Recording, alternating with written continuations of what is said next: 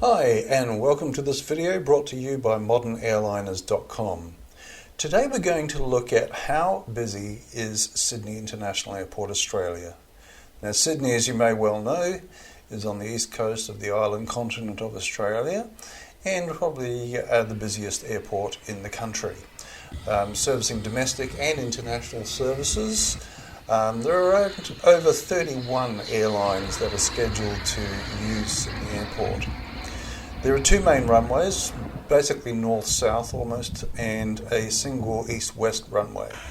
The capacity basically for Sydney Airport is probably being reached, which is the reason why they're building actually the Sydney West Airport at the moment, which is due to open in a couple of years.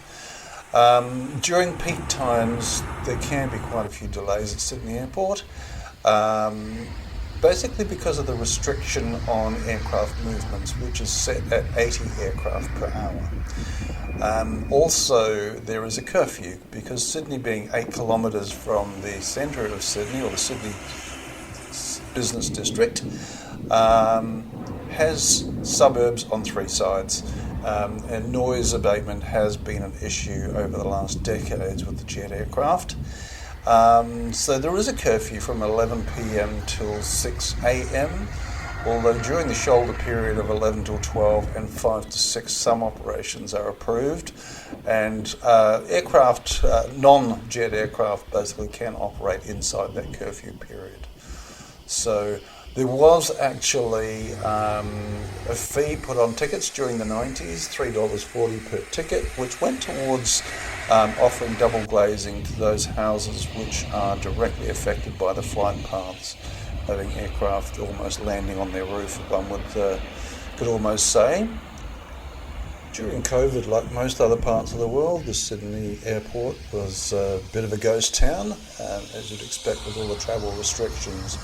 But we're getting to a point now where the frequency of services is ramping up to an extent where it's almost back to pre-COVID times, with airlines flying to all parts of the world, and some new domestic players coming into the market as well. So it is certainly getting stretched. When there are strong westerlies, this wreaks havoc with Sydney Airport because there is only the single east-west runway operating, so immediately runways are reduced by half. This doesn't happen a lot, but those hot westerlies during the summer can cause quite a bit of grief.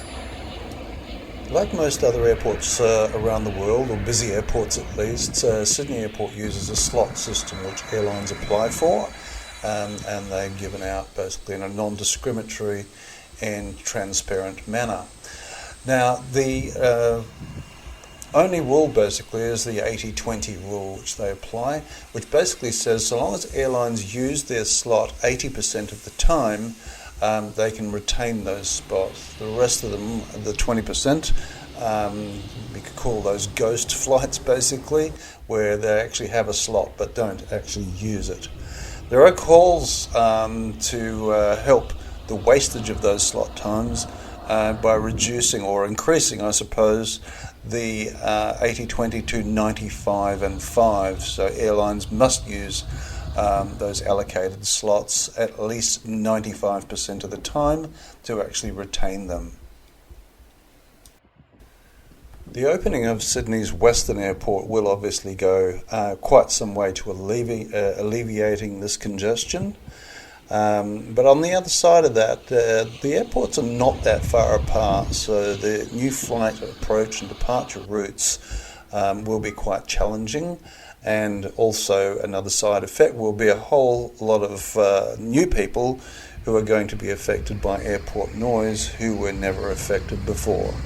That just happens to be part of modern life, I guess. You want to live in a city, it's going to be noisy one way or the other.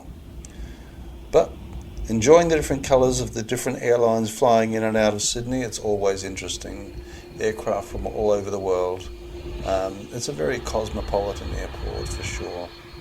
Anyway, I hope you enjoyed this, and thank you to modernairliners.com.